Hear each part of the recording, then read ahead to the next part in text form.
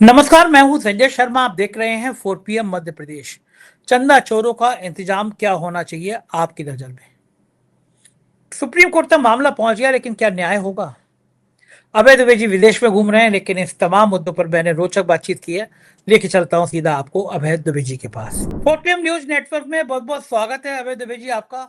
कितना बढ़िया लगता है, विदेश की धरती पीछे गिटार टंगा हुआ है और आप एक बढ़िया मुल्क में हैं, भारत से दूर हैं। चलिए भारत की कुछ बातें करते हैं। हुँ, शेखर सुमन बहुत बढ़िया शो कर रहे थे, मतलब वो हुँ, क्या व्यंग की बढ़िया तीखी भाषा लिख रहे थे। राजीव निगम हुँ, हमारे मित्र हैं, आज सुबह चाय पीने मेरे घर आए थे, तो आज वो बहुत किस्से बता रहे थे। तो शेखर निगम सुमन जी का शो बड़ा बढ़िया चल रहा था। हुँ, तो तब तक विश्व गुरु जी के चमचों को याद आया कि एक आदमी ऐसा है जो बोले जा रहा है, बोले जा रहा है, और पूरी दुनिया सुनी जा रही है। हुँ, तो अब क्या किया जाए? तो फिर वो अपने करंदे को, ईडी को नोटिस दिया गया कि भाई तुम देख नहीं रहे हो क्या, दारू पी के बैठ जाते हो? देख नहीं रहे हो शेखर सुमन बोल रहे हैं, इनके अड़ोसी पड़ोसी चचा मामा किस कोई तो होगा जो ठीक कर दिया सकता है। तो हुँ, उनके प्रोड्यूसर क्या रेड मार दी गई। मैं तो कह रहा था कि कुछ ही दिनों बाद ईडी वीडी वाले, इनकम टैक्स वाले बहुत दिनों से आएंगे, मेरे वेले भी चाय पीने आ जाइए, मेरा हुँ, भी थोड़ा स्तर बढ़ जाएगा। हुँ, आपको लगता है कि ये ईडी की छापे, इनकम टैक्स के छापे, हुँ, शेखर सुमन के प्रोड्यूसर क्या छापे? शेखर सुमन ने तो फिर एक बहुत बढ़िया तीखा व्यंग्य किया कि साहब ये हमारी ओरिजिनल दुकान है, हमारी कोई शाखा नहीं है। शाखा मतलब शाखा नहीं है, तो वो संघ को भी बड़ी मिर्ची लगी होगी ये हुँ, लाइन सुन के। लेकिन जिस देश में जो कार्टूनिस्ट हैं, जो व्यंग्यकार हैं, कुणाल कामरा हो गए, समय रैना हो गया, इस तरह के जो भी लोग हैं, हुँ। इस तरह कार्रवाइयां करके क्या लोकतंत्र में लोगों को डराया जा सकता है? और डराया जा सकता है तो कब तक डराया जा सकता है? क्या सीमा होती है? लोग डर रहे हैं, क्या लगता है भाई जी आपको? मुझे तो नहीं लगता कि लोग डर रहे हैं। देखिए, जिस सरकार ने चुने हुए मुख्यमंत्रियों को जेल में डाल दिया हो, जिस सरकार ने चुने हुए शिक्षा मंत्रियों को जेल में डाल दिया हो, स्वास्थ्य मंत्रियों को जेल में डाल दिया हो, जिस सरकार का पूरा रिकॉर्ड ये है कि उसने जितनी भी जाँच एजेंसियाँ हैं, उन जाँच एजेंसियों को अपने राजनीतिक स्वार्थों के लिए खुलकर, नंगे होकर, बिना किसी हया और शर्म के उसने इस्तेमाल किया। आज स्थिति क्या है? आज उस सरकार के मुख्य नेता और दूसरे नेताओं के खिलाफ ज़्यादा मीम बन रहे हैं। आज उनके ऊपर ज़्यादा छींटाकशी हो रही है। आज उनके ऊपर पहले के मुकाबले ज़्यादा व्यंग्य किए जा रहे हैं। आज उनको अधिक आड़े हाथों लिया जा रहा है। आज वो सारे देश के सामने पहले के मुकाबले ज़्यादा स्पष्ट तरीके से कटघरे में खड़े हुए हैं। उनकी लोकप्रियता बढ़ने की बजाय लगातार गिर रही है। देखिए, ये चीज़ें जो होती हैं, वो कभी भी राजनीतिक लाभ नहीं देती।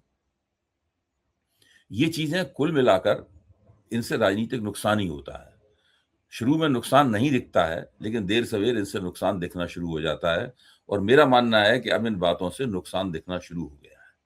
अब देखिए ऑस्ट्रेलिया में मेलबर्न में क्या हुआ? मेलबर्न में नरेंद्र मोदी ने दिखाया कि किस तरीके से उनका भव्य स्वागत हुआ, बड़ी भीड़ जमा हुई वहाँ पर और जो नाच-गाना, भरतनाट्यम वगैरह सब भारतीय नृत्यांगनाओं की पोशाक में लड़कियाँ वगैरह, ये सारा का सारा नाटक जो हर जगह वो करते हैं, वो हुआ।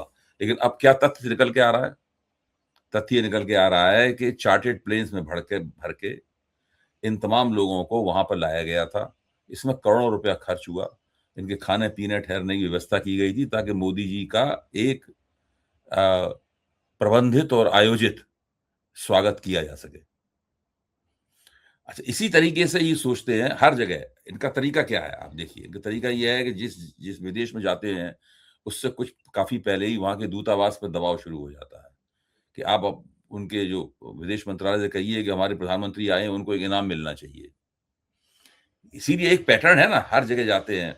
अच्छा, उनको पता होता है कि ये बंदा आएगा, ये कुछ हमारे जैसे हम अगर हथियार बनाते हैं, तो हथियारों के कुछ ऑर्डर देगा, कुछ हमको पैसे दे के जाएगा, इसलिए इसको एक इनाम दे देने में कोई बुरी बात नहीं है।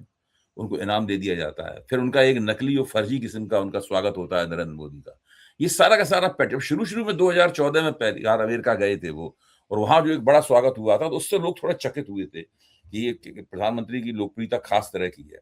धीरे-धीरे तो ये सब लोकप्रियता वगैरह सबका रहस्य लोगों की समझ में आ चुका है। इसी तरह जो छापे हैं, उनका इनका पूरा पैटर्न जो है ना, इसका पर्दाफ़ाश हो चुका है। अब इनसे कोई ना डरता है, ना कोई प्रभावित होता है। लोग केवल व्यंग्यपूर्वक मुस्कुराते हैं और अपनी राह पे चलते हैं।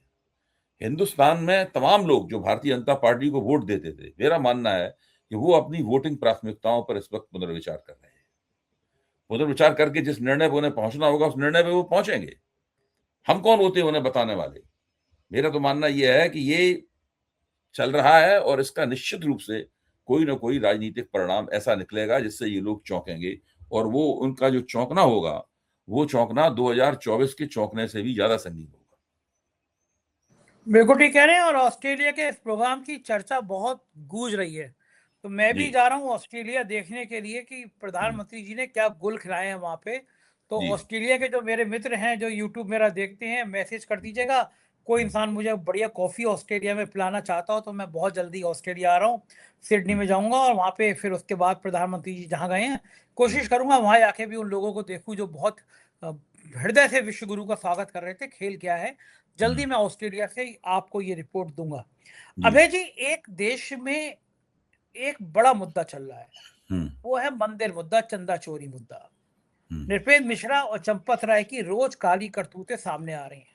हम्म, मंदिर के पत्थर का सप्लाई करने वाला कह रहा है, मंदिर में काम करने वाला कह रहा है, भगवान का चंदा इकट्ठा करने वाला कह रहा है कि चोरी हुई, और चोरी के प्रमाण ही सामने आ गए।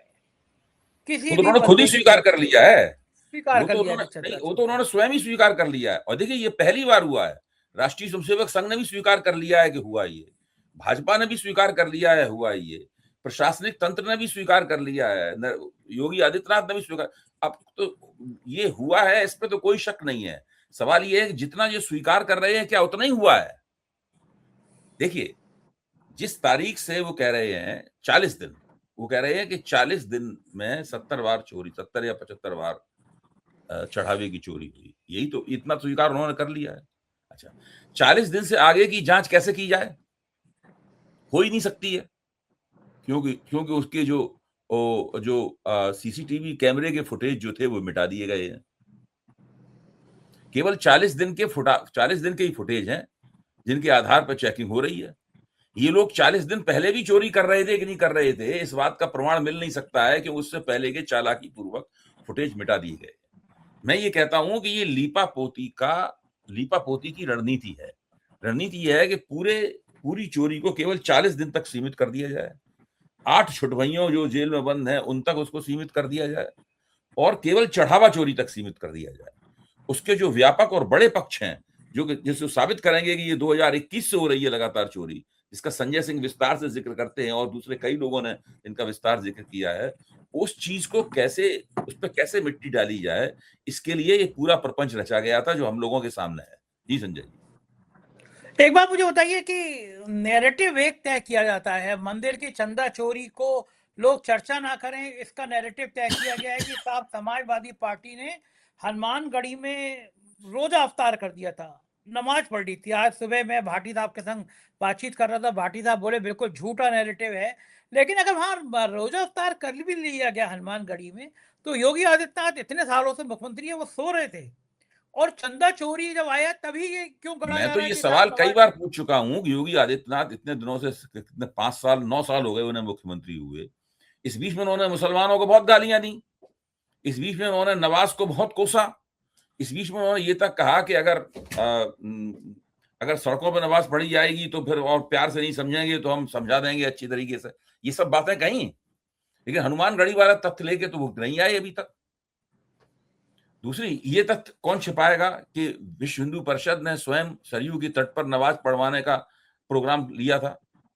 इंद्रेश कुमार के नेतृत्व में जो उनका मुसलमानों वाला संगठन आरएसएस का है, उसकी वजह से 1500 मुसलमानों को वहां निमंत्रित भी किया गया था नमाज पढ़ने के लिए सरयू की तट पर। लेकिन राष्ट्रीय स्वयंसेवक संघ के भीतर से उसका बड़ा विरोध हुआ। विरोध होने के बाद में फिर इंद्रेश कुमार के साथ झगड़ा किया लोगों ने जाकर, तब वो कार्यक्रम वापस लिया गया। खुद एक जमाने में संघ की भी अपनी योजना थी कि सरयू की तट पर मुसलमानों की नमाज पढ़ाई जाए। आप सोचिए कि ये लोग क्या क्या सोचते हैं, क्या क्या करते हैं, क्या क्या इनकी डिजाइनें होती हैं, और किस तरीके से बात को तोड़ मरोड़ के बाद में पेश करते हैं। मेरा मानना है कि इस वक्त सारे हिंदुस्तान में सबसे ज्यादा डरा हुआ अगर कोई व्यक्ति है तो वो योगी आदित्यनाथ है। उसके ऊपर दो तलवार लटक रही है, एक नहीं। एक तलवार है उसके सिर पर उत्तर प्रदेश चुनाव की, और दूसरी तलवार यह है कि उनकी सारी महत्वाकांक्षाएं नष्ट हो जाएंगी अगर उन चुनावों में कुछ गड़बड़ी हुई। ये चुनाव न केवल उन्हें जीतना है बल्कि बड़े भव्य तरीके से जीतना है। अगर कमजोर जीते तब भी पत्ता साफ, हार गए तो पत्ता साफ है ही। यानी योगी आदित्यनाथ का पत्ता दो तरह से साफ हो सकता है, एक तरह से नहीं।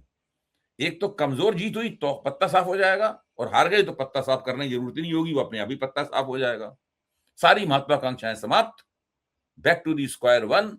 घर के बुद्धू लौट के आए, वहां पर गोरखपुर मठ में जाकर कर्मकांड करवाएंगे, पुरोहित का काम करेंगे जो दरअसल उनका काम है। और महंत का क्या काम होता है? पुरोहित का काम होता है जो वो करेंगे वहां जाकर।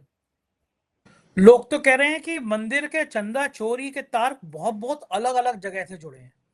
भाटी साहब कह रहे थे मेरे इंटरव्यू में कि साहब गोरखनाथ मठ की आमदनी जमीनें जायदाद करोड़ों रुपए में बढ़ गई।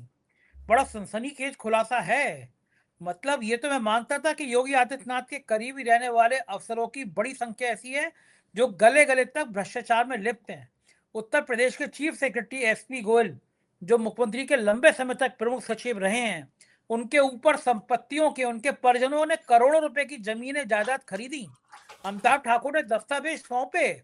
आज तक बताया नहीं गया कि ये संपत्ति उनके भाई भतीजे चाचा चाची के नाम कैसे आ गई। लखनऊ में जहां मैं जिस सोसाइटी में रहता हूँ, पड़ोस में करोड़ों रुपए का प्लॉट एसपी गोयल का। नोएडा में संपत्ति एसपी गोयल की, और बंदा चीफ सेक्रेटरी बना बैठा है। इंद्रमणि त्रिपाठी एक भ्रष्ट एलडीए का वीसी, जिसकी सास की संपत्ति इनकम टैक्स ने सीज कर दी बंगला। ये कहा ये सारा पैसा इंद्रमणि त्रिपाठी का है, वो इटावा या मैनपुरी का डीएम बना बैठा है। तो ये जो भ्रष्ट अफसरों की तैनाती है, क्या मुख्यमंत्री के दामन पर भी मंदिर के चंदा चोरी की छींटें पड़ना शुरू हो गई? और ये बड़ा खतरनाक संकेत है योगी आदित्यनाथ की छवि को लेकर, कि लोग अगर ये सवाल करने लगे कि बताइए साहब, मठ की आमदनी कितना बढ़ गई, मठ तो आपका है। ये खेल क्या खतरनाक दिशा में जा रहा है। देखिए, मैं खुद भी आपने बताया है तो मैं भी भाटी जी से बात करूंगा, वो मेरे मित्र भी हैं, और मैं उनसे अनुरोध करूंगा कि ये जो बातें वो अपने इंटरव्यू में कह रहे हैं, उन बातों की एक फैक्ट शीट तैयार करवाएं। जब ये सब बातें उन्हें पता है तो उनकी फैक्ट शीट तैयार करने में कोई दिक्कत नहीं होनी चाहिए। कोई भी दो नौजवान रिसर्चर्स लगा दिए जाएं, उत्साही उनके कार्यकर्ता हों, पढ़े लिखे समझदार, उनको लगा दिया जाए तो वो इनकी फैक्ट शीट तैयार कर सकते हैं। एक फैक्ट शीट तो ये तैयार हो कि इसमें योगी के मठ और उत्तर प्रदेश के योगी के चहेते अफसरों ने क्या क्या चांदी काटी है, एक फैक्ट शीट इसकी होनी चाहिए। एक फैक्ट शीट इसकी होनी चाहिए कि राष्ट्रीय स्वयंसेवक संघ की संपत्तियां पिछले 11 साल में किस स्तर पर बढ़ी हैं और वो पैसा कहां से आया, और अगर नहीं पता है कहां से आया तो वो रहस्य क्यों है। एक फैक्ट शीट, ये फैक्ट शीट होनी चाहिए। एक फैक्ट शीट नरेंद्र मोदी के शासनकाल में हुए घोटालों की होनी चाहिए, सरकार के भीतर हुए घोटालों की। राम मंदिर वाले घोटाले की बात नहीं कर रहे, उसकी तो अलग फैक्ट शीट होनी चाहिए। सरकार की वो घोटालों की फैक्ट शीट होनी चाहिए। ये तीनों फैक्ट शीट तैयार हो जाए, इन तीनों को मिलाकर पिछले 12 साल के भ्रष्टाचार का एक श्वेत पत्र बनेगा, और उस श्वेत पत्र को सारे देश के अंदर करोड़ों करोड़ों की संख्या में छपवा के उनको बांटा जाए, उनको व्हाट्सएप ग्रुप्स में फैलाया जाए, उनको उनको उनकी फेसबुक लाइव की जाए, फेसबुक पे उनको पोस्ट किया जाए, सब जगह ये सब किया जाए। और एक 6 महीने के अंदर सारे देश के लोगों को पता लग जाएगा कि पिछले 12 साल किस तरीके से, ये अमृत काल नहीं है, ये भ्रष्टाचार काल है, भ्रष्ट काल है। ये पिछले 12 साल जो है अमृत काल नहीं है, ये भ्रष्टाचार काल है। ये चीज जो है पता लगनी चाहिए लोगों को, और विपक्ष की जिम्मेदारी भी है। हम भी विपक्ष को इस जिम्मेदारी निभाने में मदद कर सकते हैं।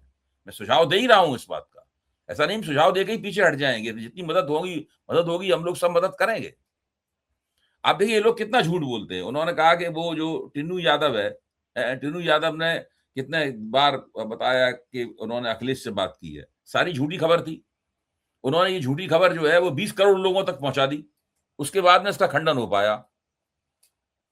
अब उन 20 करोड़ लोगों तक खंडन पहुंचा कि नहीं पहुंचा नहीं पता है, खबर तो 20 करोड़ लोगों तक पहुंची। भाई इनके 32 लाख व्हाट्सएप 32 लाख अकाउंट्स हैं इनके, जिनके जरिए सारा झूठ फैलाते हैं। तो ये सब बातें पता होनी चाहिए, और इसी स्टाइल में, इसी शैली में जो इनका भ्रष्टाचार है, उस भ्रष्टाचार का प्रचार होना चाहिए। बताया जाना चाहिए कि इस देश को इन लोगों ने लूट लिया है बुरी तरीके से, नीचे से। ये केवल राम मंदिर में ही हुई लूट नहीं है, पूरा मुल्क लूट रहा है। ये जो अभय जी, ये जो गुरु दक्षिणा कार्यक्रम होता है संघ का, जिसमें चुपचाप लिफाफे में नोट रख के दिए जाते हैं, करोड़ों अरबों रुपए देश से इकट्ठा कर दिया जाता है, क्या इसका ऑडिट नहीं होना चाहिए? कोई भी एनजीओ होता है, उसका ऑडिट होता है, उसका बही खाता होता है। तो अगर ये एनजीओ है तो ऑडिट होना चाहिए, एनजीओ नहीं है तो ये पूरे देश से ये जो पैसा वसूली होती है, संघ ये रुपया रखता कहाँ है? कहाँ इतने भाई, रुपए और प्रधानमंत्री ने अपने भाषण में कहा था कि राष्ट्रीय स्वयंसेवक संघ दुनिया का सबसे बड़ा एनजीओ या देश का सबसे बड़ा एनजीओ, ये सब बोला था, नहीं बोला था? हाँ, बोला था, तो कहा था उन्होंने। प्रधानमंत्री इस बात को जानते हैं कि एनजीओ एक एक एक लीगल एंटिटी है। नॉन गवर्नमेंट ऑर्गेनाइजेशन जो है ना, वो एक गैर सरकारी संगठन बाकायदा एक लीगल एंटिटी है। उसे चलाने का एक तरीका होता है। उसको चलाने के लिए कुछ रजिस्ट्रेशन कराने पड़ते हैं, उसको चलाने के लिए कुछ कुछ कुछ इजाजतें लेनी पड़ती हैं, उसको चलाने के लिए अनुमतियां लेनी पड़ती हैं उनको चलाने के लिए। अगर राष्ट्रीय स्वयंसेवक संघ एनजीओ है तो उसको सारी अनुमतियां लेनी चाहिए ये। और देखिए, जो प्रियांक खड़गे ने जो उनको नोटिस दिया था, वो नोटिस ये किसी तरह से बचने की कोशिश करें, सत्ता में है, टाल जाएंगे, इनको उसके लिए पकड़ा नहीं जा पाएगा। लेकिन अंततः मैं ये मानता हूं कि प्रियांक खड़गे की बात जो है ना, वो बात सब देश में फैलेगी और सब लोगों के दिमाग में ये सवाल आएगा, जो धीरे धीरे करके आने लगा है, कि राष्ट्रीय स्वयंसेवक संघ किस तरह का संगठन है। इसको बॉडी ऑफ इंडिविजुअल कहा जाता है। ऐसा नहीं है कि 5 लोग एक जगह बैठ गए और उन्होंने कुछ आपस में चर्चा कर ली तो बॉडी ऑफ इंडिविजुअल हो गया। ये बॉडी ऑफ इंडिविजुअल एक देश में सत्ता का सबसे ज्यादा लाभ उठाने वाली बॉडी ऑफ इंडिविजुअल है। अच्छा, मजे की बात यह है कि अब तो एक गला और फंसा, सुप्रीम कोर्ट ने ट्रस्ट को नोटिस जारी कर दिया। एसआईटी से स्टेटस की रिपोर्ट मांगी, 20 जुलाई को अगली सुनवाई होगी और मंदिर के चंदा चोरी में ये नोटिस दिया गया है यूपी सरकार को, केंद्र को, और अगले हफ्ते सोमवार को सुनवाई होगी। आपको लगता है कि एसआईटी की रिपोर्ट अब सार्वजनिक हो जाएगी जो छुपाई जा रही थी? पहली बात। और केवल सुनवाई होगी, और जैसे बिहार में एफआईआर की सुनवाई चलती रही, तो ये सालों तक सुनवाई चलती रहेगी या किसी निष्कर्ष से पहुंचेगा? या ये वैसे ही तो नहीं होगा कि सुप्रीम कोर्ट की आड़ लेके मामले को दबाने की, ठंडा करने की कोशिश की जाएगी? सुप्रीम कोर्ट माफ करे, लेकिन जो सुप्रीम कोर्ट की कार्रवाइयां हैं वो भी बहुत ज्यादा ठीक नजर नहीं आई हैं। आप अगले सोमवार को क्यों कहते कि एसआईटी की रिपोर्ट आई है, सार्वजनिक करो आज, और सोमवार को अगर है भी सुनवाई तो फैसला होना चाहिए। चंदा चोरी हुई है तो सुप्रीम कोर्ट के जज की निगरानी में होना चाहिए। जब सुप्रीम कोर्ट के जज कहते हैं कि मैंने भगवान जी से पूछा कि मुझे राम मंदिर और बाबरी मस्जिद के मामले में क्या फैसला देना चाहिए, जब सुप्रीम कोर्ट के जज को बाबा साहब के, अंबेडकर के संविधान से ज्यादा भगवान के सवाल जवाब में यकीन होने लगे, तो फिर सवाल सुप्रीम कोर्ट में भी खड़े होने लगे कि वहां भगवान जी काम कर रहे हैं, अल्लाह काम कर रहे हैं, यीशु काम कर रहे हैं, गुरु नानक जी काम कर रहे हैं, संविधान काम कर रहा है। अब जब राम मंदिर के पे आपने पूछ लिया भगवान जी से, तो उन्हीं की चंदा चोरी हो गई, चंपत राय चंपत हो गए। तो ये क्या लग रहा है कि सुप्रीम कोर्ट एक निर्णायक मोड़ तक पहुंचेगा इस सुनवाई के बाद? देखिए, सुप्रीम कोर्ट निर्णायक मोड़ तक पहुंचता है, लेकिन निर्णय क्या होता है और उसको निर्णायक मोड़ तक पहुंचने में कितनी देर लगती है, मतलब ये है कि जो वो हम लोग एसआईआर के ऊपर जो मुकदमा सुप्रीम कोर्ट ने बिहार एसआईआर की वो जो फैसला दिया, उससे हम लोग जान चुके हैं। पश्चिम बंगाल में भी सरकार बन चुकी है। पश्चिम बंगाल एसआईआर के लिए जो इस्तगाथ जो वहां डाली गई थी याचिका, उस याचिका पे भी अभी तक कुछ भी नहीं हुआ है। तो सुप्रीम कोर्ट जब चाहता है तो किसी मुकदमे को इतना लंबा टाल देता है कि उस मुकदमे को चलने की और उसके फैसले की एक तरह से इसकी प्रासंगिकता ही समाप्त हो जाती है, उसकी रेलेवेंस ही समाप्त हो जाती है।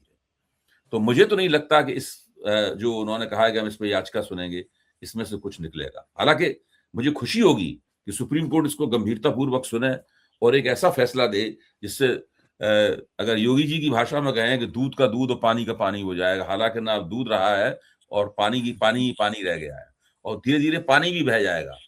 कुछ भी मट्ठा नहीं बन गया। बचेगा, ना दूध रहेगा ना पानी रहेगा, केवल भ्रष्टाचार रह जाएगा। आरएसएस का, बीजेपी का नारा ही है, अंततः एक ही चीज रहेगी, भ्रष्टाचार, बाकी कुछ भी नहीं रहेगा।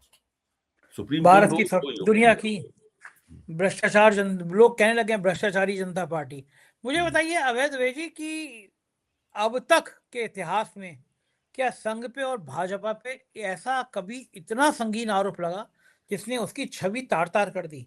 क्योंकि सारी राजनीति भगवान राम को केंद्र में लेके चली है। आडवाणी जी की रथ यात्रा, आंदोलन, सब कुछ भगवान राम के इर्द गिर्द किया गया है।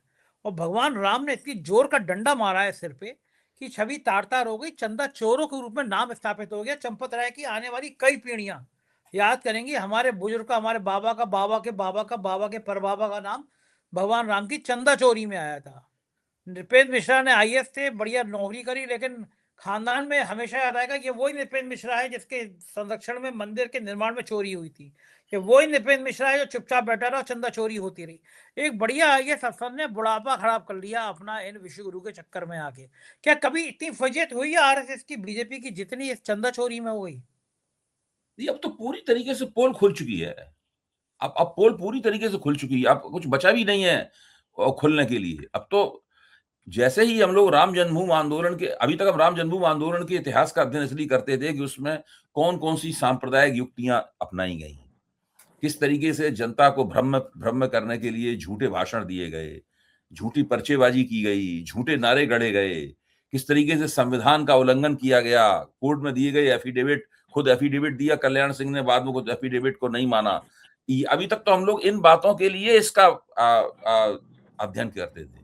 अब एक नया विषय पैदा हो गया है कि किस तरीके से ये आंदोलन पहले दिन से ही अवैध पैसा जमा करने का एक बहुत बड़ा जरिया बना हुआ है। पहले दिन से ही अकूत धन राम जन्मभूमि आंदोलन में जनरेट हुआ। और बाबा लाल दास का इंटरव्यू सामने आ गया जिसमें उन्होंने लिखा है कि भाई पहले तो शुरू में जब ताले नहीं खुले हुए थे तो वहां जो कुछ जो बाहर आते थे वो थोड़े बहुत मामूली पैसे जमा होते थे। उसके बाद जैसे ही ताले वगैरह खुल गए वैसे ही एकदम वहां पर चढ़ावा बढ़ने लगा वहां पर, और बहुत बड़े पैमाने पर धन जनरेट करने लगा। और राष्ट्रीय स्वयंसेवक संघ इस पूरे धन के स्रोत को कब्जा करना चाहता था और इससे जुड़ी हुई जितनी भी संपत्तियां थी उन सारी संपत्तियों पर कब्जा करना चाहता था। बाबा लाल दास का इंटरव्यू बता, जिनकी हत्या हो चुकी है बाबा लाल दास की, उन्हें बाकायदा अदालत के आदेश पर राम जन्मभूमि का पुजारी नियुक्त किया गया था बाबा लाल दास को। लेकिन वो चूंकि वीएचपी के, विश्व हिंदू परिषद के आलोचक थे, इसलिए उनको वहां से हटाया गया। बाबा लाल ने बताया गया कि बड़े पैमाने पर मेरे जैसे बहुत सारे महंत, बहुत सारे जो बाबा थे, साधु संत थे, उनको हटाया गया और वीएचपी ने अपने लोगों को वहां पर नियुक्त किया ताकि पूरे अयोध्या और उस राम जन्मभूमि के आसपास का पूरा जो इलाका है उसके ऊपर वो कब्जा कर सकें। वो पूरी कहानी कब्जे की कहानी है जो वहां से शुरू होती है, बाबा लाल दास के जमाने से शुरू होती है।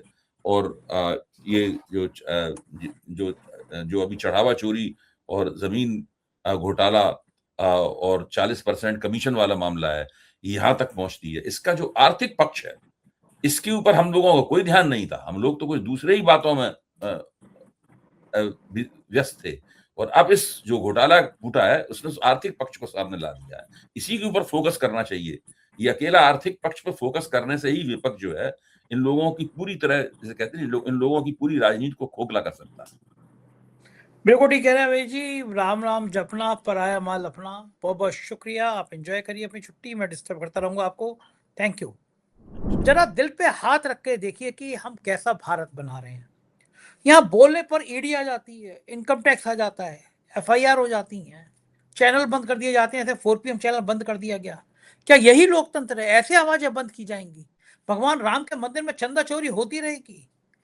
गंभीर सवाल है। दिल थाम के बताइए क्या सच बोल रहा हूं या गलत। जरूर कमेंट करिएगा। शुक्रिया। Thank you.